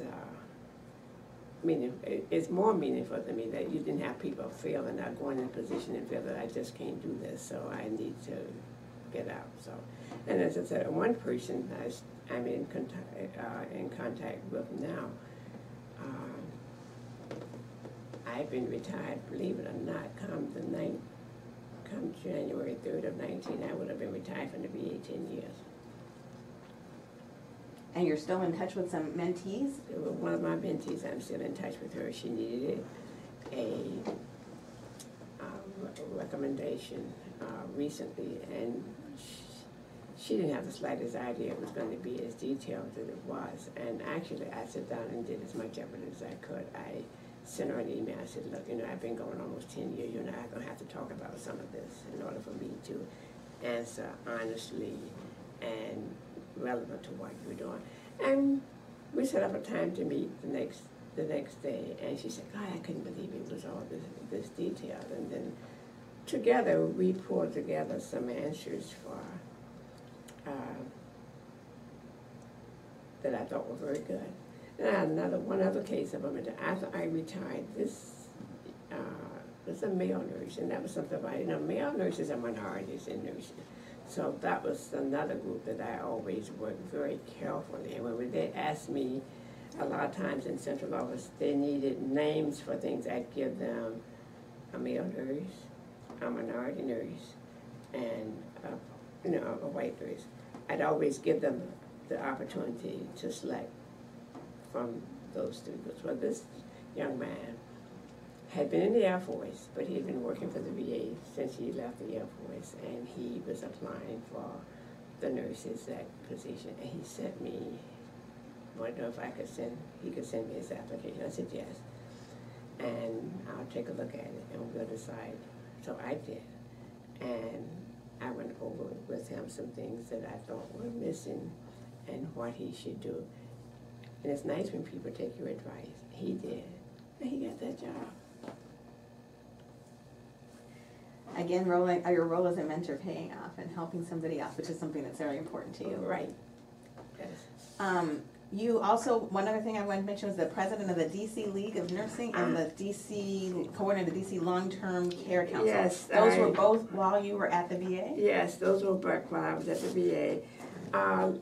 Nursing home care and long-term care leaves a lot to be advised. I don't know if people remember DC Village, where they used to keep those children over at the VA. And a couple of us they were like another friend, a good friend of mine, we worked with the DC League for Nursing. Well, there are a group of us, and I'm in contact with one of those persons now who's retired, but actually, we took the standards that the Joint Commission requires for our care, and The Joint Commission on hospital accreditation. Those are the ones that your hospitals have to be accredited. If you get Social Security, not Social Security, Medicare, Medicaid, those kinds of services. But VA never had to do it because we didn't get that. We had our own budget, but we complied and had all our hospitals go through the Joint Commission surveys every 2 years. Well, we looked at long-term care areas in this area, DC Village. Well, we didn't have one at the VA at that time, but what is now the one over at Providence was out in Maryland. We worked with those people, just making sure that care to older people in nursing homes and places were up to what they should be. And Marshall and I Marsha Goodman, she was another one that was on the team with me. We, if we hadn't been working for the VA, so then the VA would give us time off to do that kind of community. Those people got free what they would have had to pay. They couldn't have paid a consultant to do the kind of work we were doing, helping them, with their education programs, what people needed to do, making sure that the care was being, nutrition is a big deal in long-term care facilities because if they can't feed us, I know people sometimes don't do that. So we made sure that they were on top of all of the things that they needed to do. They eventually closed the DC Village, but I have spent many hours over there working with the staff. And once we spent months going over there, we sit down with all of the administration and gave them a report that we really thought they should pay attention to. So that was with the DC Long-Term Care. And then there was also the DC League of Nursing. Well, that was a subgroup of the DC League. And the DC League for Nurses still has merged with Maryland. Mm-hmm. But the DC League of Nurses was a subgroup of the DC Long-Term Care Council? The other way around. Other way around. The Long-Term Care Council was a subgroup of the DC League for Nursing. And that was a lot of us who worked in. education and long-term care who were involved in the DC League for Nursing. And they did something recently, and this person who invited me to come to this program, I said, you know, I couldn't download your application so I could pay my dues. And she sent me back and went, Audrey, you are an honorary member of this group now. You don't have to pay. And I thanked her, and we had a nice. Which group was that? It's the DC Maryland League for Nursing now. Yeah, so I was trying to get myself back into it. She said, you don't have to do that. All you have to do is come. So I did, and we had a nice day. Long-term member, so they just said. Yeah, long-term memories, yes. And it's interesting now. A lot of us, well, not all of us, but Carol and I are retired. But Carol Wolford, she's the one that's with the DC League. And I told her, I said, you did everything but when I got there, and I thanked her, I said, because you did everything but Barbie. She said, I would have done that, but I knew you didn't want to get here at 7:30. I said, yes, and you were right about that. I certainly didn't want to get there. I didn't want to get there by 7:30. But you still have the 7:30 calls for the right, Asbury Dwellings. Right, and if she had wanted me there at 7:30, I would have been there at 7:30, yes. So, since you have retired, 2009 was when you retired, you are still remaining active in various organizations. What would you say is the one or two of the main things that you're still doing? Oh, well, I'm still involved with, as I told you, the Untitled Nursing group, and I am a member of that group, and we do project service for humanity. We do everything from health fairs to adopting schools for school supplies. We do shoe boxes sometimes at Christmas time for some, so others may eat. We do Easter baskets for them sometimes for the children. Whatever our project is for when they were having problems with the water in the little city in Michigan, Flint. Yeah, we bought a bunch of water and sent out to Flint. One of our members is very involved in the March of Dimes and the issues around the infant and mortality rate, so we support the March of Dimes effort with that also. And then there's addressing homelessness. You're on the Community Partnership for the Prevention of Homelessness. Yes. Still doing that. Still doing that. And tell me about why you feel that's so important and what you feel has been accomplished with that. Well, it's just to me in the city where you have homes, people living in homes over $1 million, that you have people who don't have homes at all. And it makes me so sad. When I go to get my hair done, that's the one thing I still do. When I first came here in 1970, I tell people, I bet you I pass 100 shops or more, driving from where I live over to Southeast Washington on Minnesota Avenue to get my hair, but I still do that. And when I'm coming back under this overpass, there's the same lady just always sitting there under this overpass. And when we go down to Kaiser for Ruben's daughter's apartment, there's a bunch of these tents, and it's just so sad to see people who don't have dependable housing.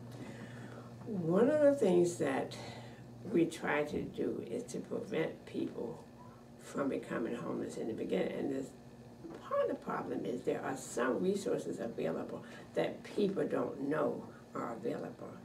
And that is the one thing that I have been able to do, is to, if I know of somebody having problems or if they come to my attention, to get them in touch with the right, if I send the email with the name to the executive director, she will assign somebody to work with the person and will get that person back to me when the issue is resolved. This is the executive director of this partnership. Yes. You'll help individual people. Yes. Mm-hmm. Also, one of the things I did early on, the executive director was aware of a grant for veterans, and she sent me the application to review, along with a letter asking me to write a letter of recommendation for her, since I was a retired deputy and I did that, and we got the grant. And then second time around, we actually got it for like $1 million. So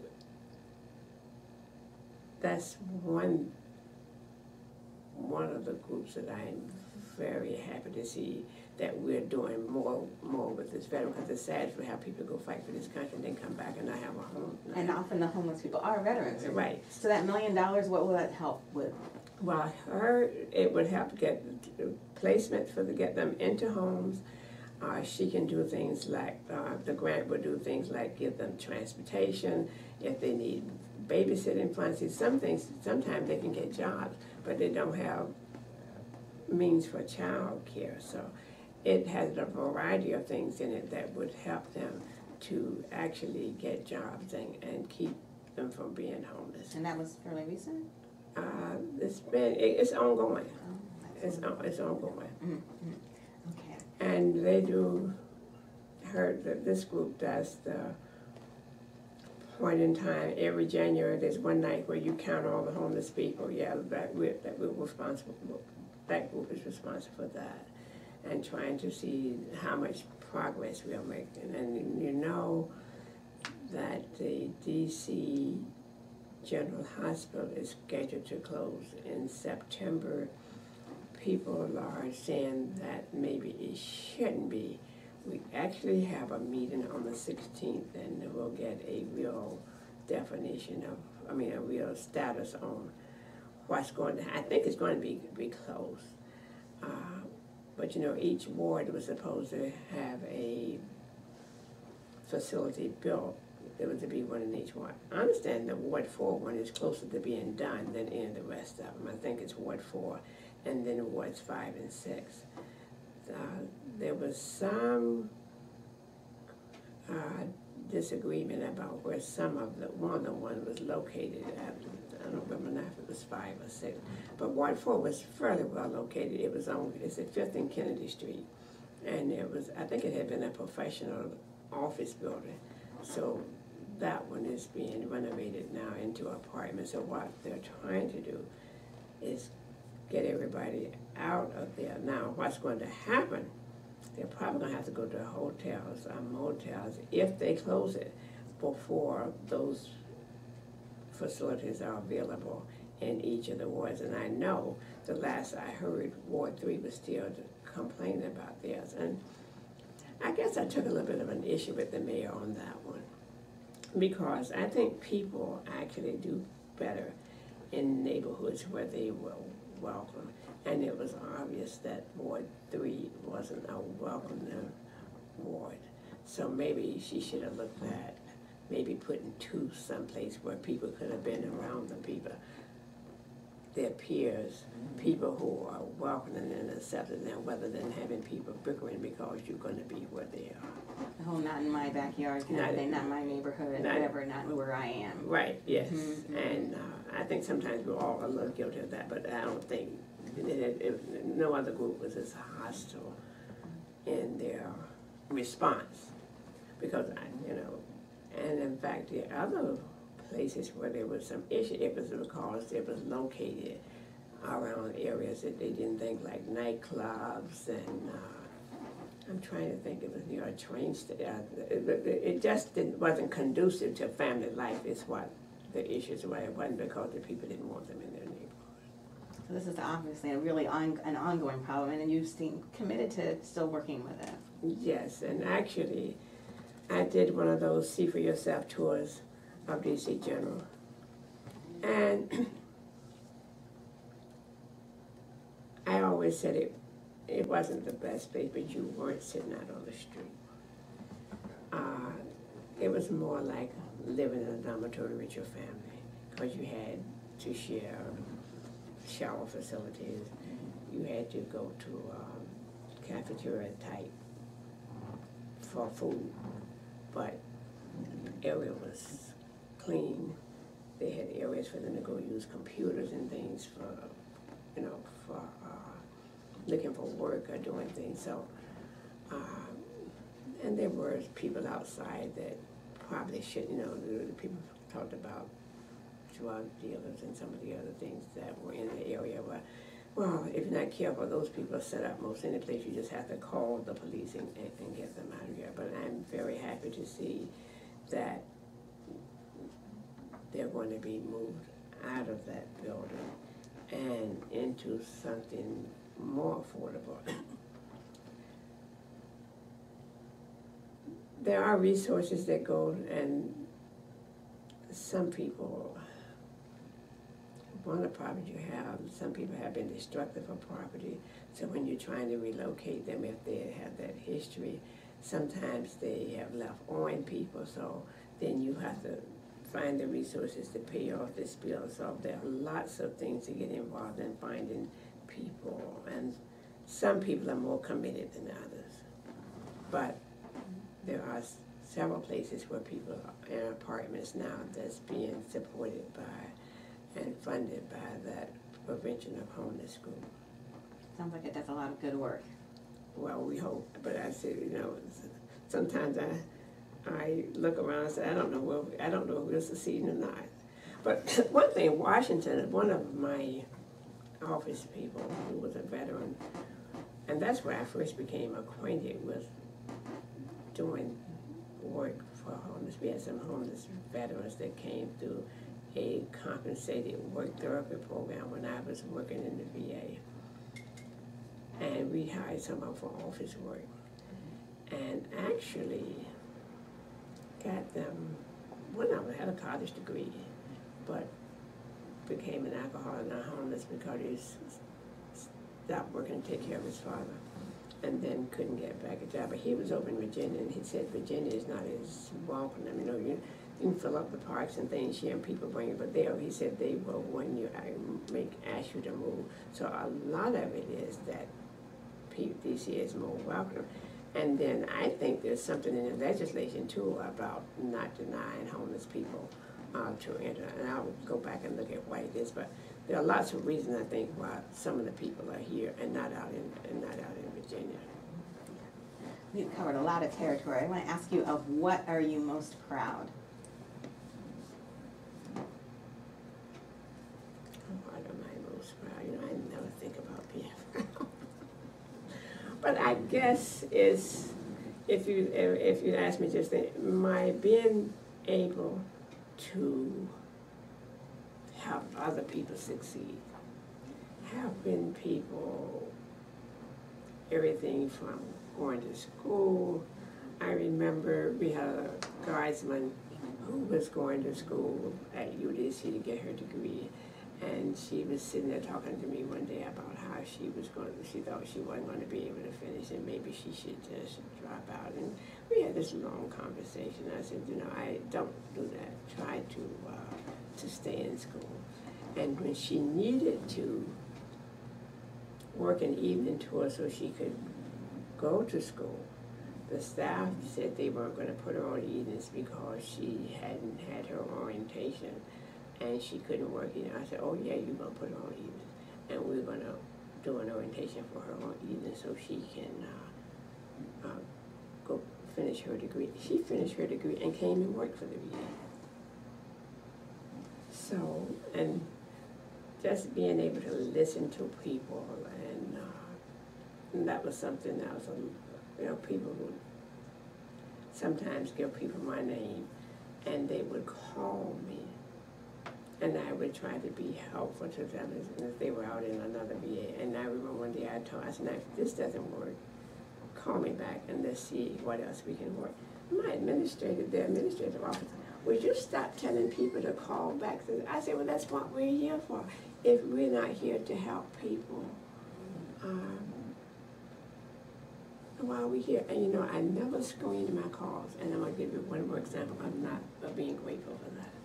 I got a call one day, and I picked the phone up, and it was Reverend Joshua Hutchins' nurse calling me to tell me that she didn't think he was going to live through the day, and she just couldn't stay out there. And she was trying to find somebody to come and stay with Mrs. Hudson, and he had talked to her about me, and she asked her, did she know how to get in touch with me?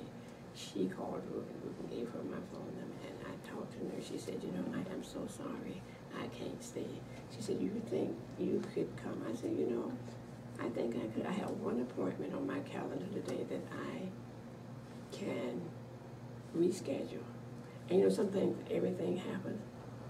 I didn't usually drive downtown, but I was supposed to go to a dinner that evening. So I had my car downtown. So all I had to do was get in the car, get direction, and go out there and stay with them. And another minister who had planned to take Reverend Hutchins to do something that afternoon found out he wasn't feeling well. So he came. So the two of us were there with her. And you know, it was because I didn't screen my call. If it was something that needed to go to somebody else, I would do it. But I would always make myself available to people who... And were you there for his last moment? Yes. Yes, I was. That must have been so gratifying for his wife and for him as well. Yes. And bless her, his daughter was coming home with the baby. She was in, and I wouldn't leave until she got there. Beautiful, absolutely beautiful. So I try to be helpful to people as I can. Of all the things you've done in your life, what has been the greatest blessing? The greatest blessing. I have so many I can't tell you. I don't know. Well, I guess being blessed with the capacity to be helpful. And I try to be helpful to people. And I don't care who calls me, if it's something I can do. And as I said, if you ask me something, just making myself be available to help people. And that can be little ways, you know, whatever. All right. Everything from Christmas in July, and at my gym. Oh, I forgot to I said I'll bring something next week, you know. We have a little Christmas tree in our gym for the wider circle. And one Christmas I said to the lady, I said, you know, we're not doing well with that tree. She said, why? I said, because it keeps having so many mittens on it. They have a mitten on with what you was the person they want you to donate. She said, oh, you're doing fine. When you all take mittens off, we just put some more on.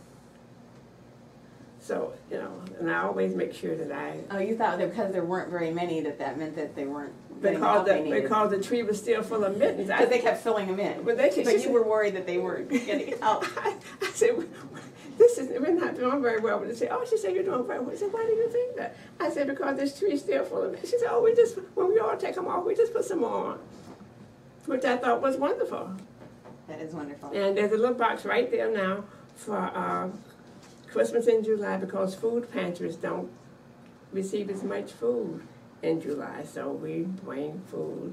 And the other thing that in all this candy you gather for Halloween, you take it over there and dump it. They take it someplace and ship it off to the military, to the people who are deployed. So that's, you know, I go to it for the gym, but I get to contribute in another way too. And I didn't ask about family other than your husband. Are there other family members we should mention before we go? Oh, I have a sister. Unfortunately, my two youngest siblings have both died. My sister in 2011 from lung cancer. My brother had a massive heart attack in April of 14 and fell out in the back in the front yard taking his groceries in, so he died very suddenly. My sister, we had time to work with and be prepared, but my brother was much harder because, you know, I hate for anybody to die alone. You know, that's something that just, I want somebody to be there. And so I have one sister, and she and I are very close. We talk every day. If it's just to say hello, how are you, and hang up, which we did last night because she was talking to somebody and told me she can call me back. By the time she called me back, I said, look, I got too many things to do now.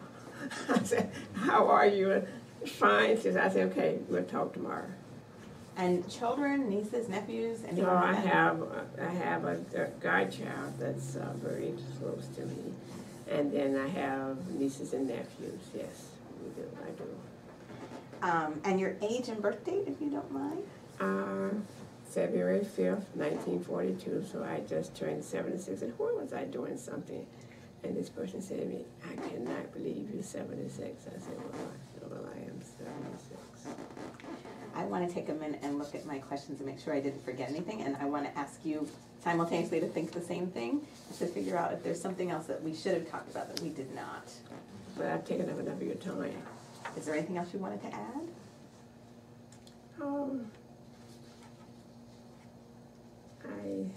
One of the things that I did start to do here, and that was with Jesse James, was that Bible study series on the disciples. I completed that whole Bible, and that was very, very good. And I do Bible study now when I like the day ones because I can come down on the metro. I'm going to stop back there. I'm going to see a friend in a nursing home and get back here by 1, hopefully, and see about this Alpha one. The only thing about it is evening, and that means driving and parking. So I wish there was a day one, so we'll see. So why is it important for you through all these years to have continued to nurture your spiritual life of Bible study? Well, I just think you can always, there are always things that you can learn. And that's one of my ways of trying to live a Christian life, is to learn more about it and be more involved in learning. And that's one of the things that I will tell you that Ruben and I do together every day, and that is read the Bible. And we have a couple of daily readings that we read.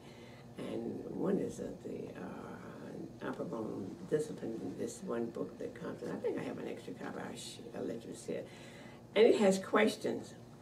And after we do the Bible reading and the reading for that day, we'll go back to the questions. And some of them we're better with than others, but at least it invokes some thought. And our friend Tommy Williams was also, and I'd always give him one of those books every year. So, because he was a great teacher and a great chaplain to the Asbury Dwellings. So you continue that nurturing of your faith, it sounds like every day. I do, yes. Thank you very much. It's been an honor to speak with you.